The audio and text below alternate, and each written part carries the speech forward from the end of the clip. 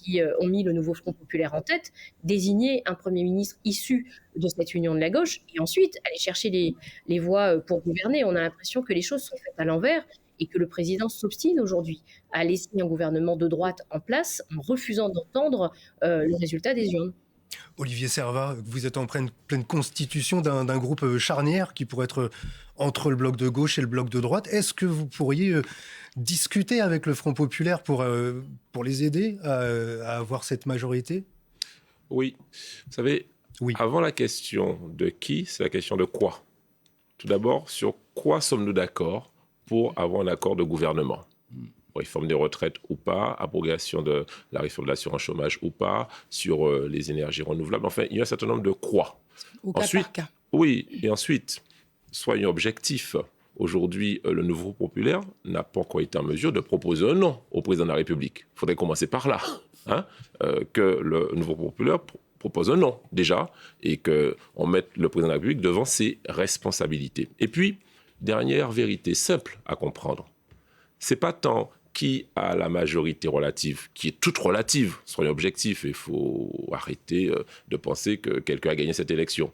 C'est plutôt quel bloc pourrait avoir une majorité contre celui ou celle ou ceux qui sont au gouvernement. Et c'est ça l'enjeu, en fait. Donc, on doit inventer de nouvelles façons de réfléchir qui ne correspondent effectivement pas au réflexe de la Ve République, où vous avez un président omnipotent, en principe, qui a une majorité à l'Assemblée nationale. Ça n'est plus le cas. Et donc, on se dirige vers plusieurs semaines de négociations, c'est tout à fait possible. c'est ça, c'est ce que l'on doit faire tranquillement. On a jusqu'à mi-août, je dirais, pour pouvoir régler ça tranquillement et surtout pas la peine dans un pays. Je le rappelle, n'oublions pas que les Français, ça a été rappelé, et les ultramarins en particulier, souffrent un pouvoir d'achat dégradé, un coût de la vie, des problèmes En même d'insécurité. temps, il faut aller vite pour régler ces problèmes. Oui, mais vite. Si c'est vite et que si, au bout de quelques mois, nous avons des blocages supplémentaires, ça ne servira à rien. Donc, en clair, ce qu'il faut faire, là maintenant, c'est prendre le temps de pouvoir trouver une majorité qui permettra de faire passer des textes sur un accord de gouvernement, sur des lois simples à faire passer dans les prochaines semaines et les prochains mois.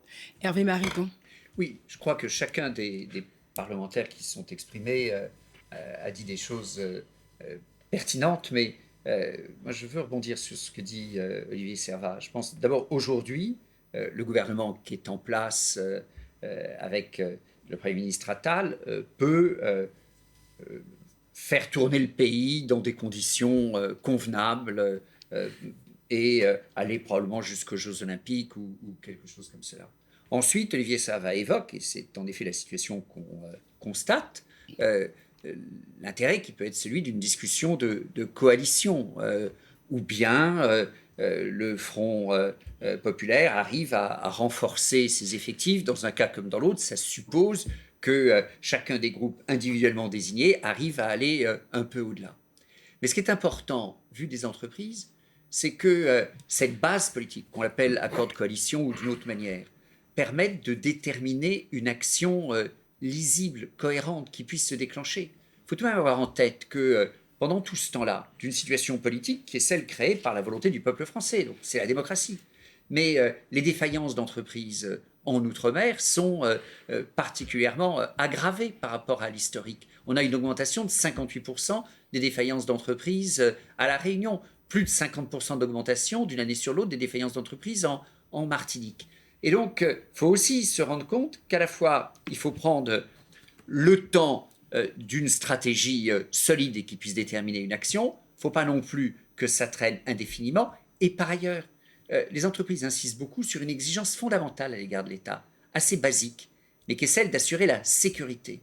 La sécurité des personnes, la sécurité des entreprises, la sécurité des déplacements, la sécurité des déplacements des clients, des salariés quand ils vont dans l'entreprise. Cette sécurité, qu'on parle de la Nouvelle-Calédonie, qu'on parle de Mayotte, de la Guyane, parfois de la Guadeloupe aussi, c'est tout de même un des sujets les plus difficiles outre-mer et qui est indispensable à la vie des entreprises. Et pour ça, il faut un État fort. Et pour qu'il y ait un État fort, il faut un gouvernement respecté, respectable et donc sur des bases solides. Donc il peut y avoir un temps de l'organisation du résultat qui sort de l'élection législative, mais il ne faut pas que ce soit un bricolage permanent. Et donc il vaut mieux prendre, à dire vrai, en effet, un peu plus de temps pour atterrir sur une solution solide, Moi, je ne sais pas, et je n'ai pas, en tant que président de la FEDOM, à dire si c'est plutôt Ensemble, plutôt Lyot ou plutôt le Front populaire. Ça, c'est pas de ma compétence. Mieux vaut Mais qu'on ait prendre le quelque temps chose pour de ne pas que ça s'effondre solide plus tard, c'est ça. qui permette ensuite de déterminer une action avec un gouvernement, un ensemble parlementaire et un État dirigé, une administration dirigée qui permette de faire les choses, la sécurité, le développement économique. On va prendre, on revient après vers vous, Fred Constant. On retrouve Emeline Kerbidi qui doit prendre son avion et qui va donc nous quitter. Emeline Kerbidi, voilà, vous entendez ici, hein, voilà ce qui est dit sur ce plateau. Il faut prendre son temps pour un État fort, pour un gouvernement de coalition. Alors vous, qu'est-ce que vous dites? Est-ce que pour vous, ce sont les mesures du nouveau Front populaire et les mesures du nouveau Front populaire uniquement? Alors, je pense qu'il faut effectivement prendre le temps de trouver les voies de gouvernement, mais les Français ont choisi le changement et on ne peut pas avoir du changement dans l'immobilisme. Il ne peut pas y avoir de changement dans la continuité. Et on n'a pas 6 mois devant nous.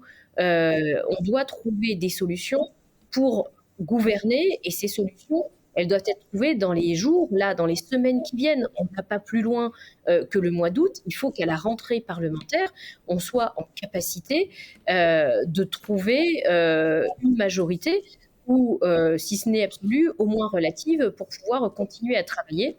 Et moi, j'entends aujourd'hui ceux qui disent qu'il faudra aller trouver une majorité avec Ensemble, etc. Mais enfin, Ensemble n'a plus la majorité à l'Assemblée. Ils ne l'avaient déjà pas en 2022.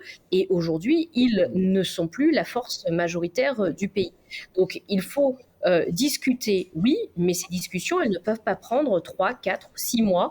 Donc, c'est à chacun d'agir en responsabilité, mais ceux qui aujourd'hui campent sur leur position enfoncent le pays dans une grave crise démocratique et politique qui ne peut pas continuer comme ça. On va se diriger vers la Guyane pour rejoindre David Riemann une dernière fois, puisque je crois que vous aussi, vous allez devoir prendre votre avion bientôt. Et puis, merci à Emeline Kerbidi qui est avec nous, qui nous quitte. Merci à vous. David Riemann, un dernier mot avant de partir. Est-ce que vous y croyez? Vous avez confiance dans le fait que le nouveau Front populaire auquel vous appartenez va réussir à constituer une majorité, va réussir à gouverner. Et je pense particulièrement à l'une des mesures d'urgence qui était le blocage des prix de première nécessité qui concernait au premier chef les Outre-mer.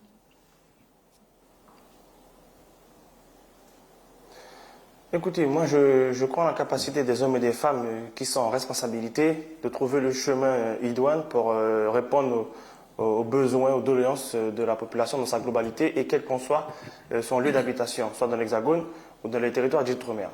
Mais j'aimerais rebondir quand même sur ce qu'a dit quand même M. Mariton sur la question de la sécurité. Je rappelle que l'insécurité est une conséquence de plusieurs mots en amont, mots MAUX par rapport à nos territoires en l'occurrence qui sont en première ligne.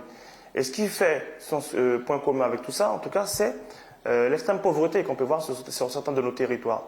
Et en l'occurrence, tant que vous aurez autant de pauvreté sur nos territoires, l'insécurité, la violence, tout ce que vous voulez, va être toujours à un niveau assez supérieur. Donc, l'urgence est de lutter contre cette pauvreté, amener les gens, les hommes et les femmes sur nos territoires à une meilleure vie. Dans ce cas, on parle de chantier de la vie aussi, on parle de pouvoir d'achat automatiquement. Donc, il y a des discussions à avoir dans les plus brefs délais afin d'apporter des réponses concrètes. Et pour finir, oui, il faut prendre du temps pour bien poser les choses, pour bien analyser les problèmes qui ne sont pas d'aujourd'hui et apporter les réponses concrètes pour y répondre maintenant de façon rapide. Mais en l'occurrence, il ne faudra pas que ça traîne très longtemps non plus, dans la mesure où il y a une très forte attente de nos concitoyens et de nos concitoyennes. Et j'espère que nous serons efficaces, pour ne pas dire efficients, afin d'apporter des solutions concrètes et pérennes pour toutes et tous. Et bien David Riemann, on vous attend à Paris pour ces négociations. Merci à vous, David Riemann. Fred Constant, vous vouliez... Oui, là encore, je voulais appeler l'attention sur un point technique, mais qui a des conséquences politiques. C'est celui de savoir quelle pourrait être la portée des décisions qu'un Premier ministre, le Premier ministre actuel, qui est maintenu en fonction, serait amené à prendre, dans l'hypothèse où il faut une transition qui durerait dans le temps. Vous savez que techniquement, un Premier ministre qui prend sa démission, qui est maintenu en fonction par le Président, il a une mission simple, c'est d'expédier les affaires courantes. compte tenu des demandes très fortes dans ce scrutin législatif a été la caisse de résonance, comment pouvez-vous imaginer que pendant un mois, voire plus, le Premier ministre se cantonne à prendre des mesures à courte portée et ne répondent pas aux demandes populaires les plus fortes. Là, et s'il venait à sortir de ce mandat d'assurer simplement la continuité de l'action publique, quelle serait la légitimité politique des décisions qu'il serait amené à prendre ? Ces élections auront été aussi marquées, on l'a vu, par le maintien de la gauche dans les Outre-mer, mais aussi par la percée historique du Rassemblement national. 9 candidats du RN qui se sont qualifiés pour le second tour dans les Outre-mer et 2 qui font leur entrée à l'Assemblée nationale. Un événement inédit, Pierre Lacombe. En 2022, un seul candidat du Rassemblement national était parvenu à se hisser au second tour. 2 ans plus tard, 11 ont passé le premier tour et 2 siégeront à l'Assemblée nationale. La percée est historique. Joseph Rivière s'est imposé dimanche dans la 3e circonscription de La Réunion avec plus de 51% des suffrages devant le candidat du nouveau Front populaire. C'est avec beaucoup de force et de courage que je mènerai ma mission pour défendre l'ensemble de la population du tampon, de Saint-Louis II, Saint-Louis III, de l'Entre-deux et de Sillaos. À Mayotte, Anchia Bamana a battu le député sortant LR Mansour Kamardine avec près de 54% des suffrages. À peine élue, celle qui fut maire de Sada, sur la côte ouest de la Grande Terre, a lancé un appel à l'union avec les autres élus. Nous ne pourrons pas passer toutes nos idées telles que nous le souhaitions, mais après tout, c'est une question de travail. Donc avec Estelle Soufa et les 2 autres sénateurs, l'essentiel, c'est de former vraiment une union de tous les élus de Mayotte pour pousser nos dossiers à Paris. Ailleurs, tous les candidats RN se sont inclinés. Et même si le Guadeloupéen Rodi Tolassi, élu député européen en juin dernier, a été largement distancé, la stratégie de normalisation entamée en 2011 par Marine Le Pen est en marche. À chaque élection, le RN tisse sa toile. Les thèmes de prédilection du parti, la vie chère, l'immigration ou l'insécurité, trouvent un écho outre-mer. Il est désormais loin le temps où Jean-Marie Le Pen était empêché de fouler le sol martiniquais.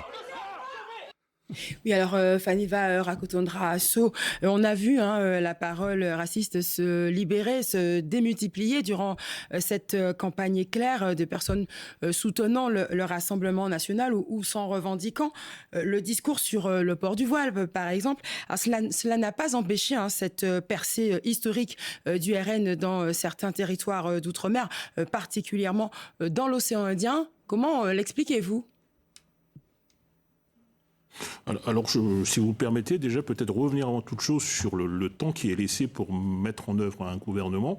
Je souhaitais tout de même rappeler que le temps est un maître exigeant et qu'au début de l'automne, il y a un projet de loi de finances, il y a un budget qu'il faudra formaliser. Donc, quelle que soit la coloration du gouvernement, s'il n'a pas de budget de figé, il ne pourra pas mettre en œuvre son programme. Pour revenir à cette montée et cette percée du RN, malheureusement, en fait, à Mayotte, ce discours a été entendu et c'est un cri de désespoir, en fait. Tout simplement parce que à Mayotte, les gouvernements successifs, qu'ils soient de gauche ou de droite, donc que ce soit le gouvernement de François Hollande ou le gouvernement centré du président Macron, n'ont pas entendu ces appels à la lutte contre l'insécurité, ces appels à la lutte contre l'immigration clandestine. Donc, encore une fois, l'État a été totalement défaillant à Mayotte, mais on peut, encore une fois, envisager cela pour d'autres territoires. Et je le déplore pour ma part. Le Rassemblement national a été conçu comme une solution miracle dans ce territoire. S'agissant du cas réunionnais, je pense qu'il s'agit là aussi d'un cri d'alarme, notamment par rapport au pouvoir d'achat.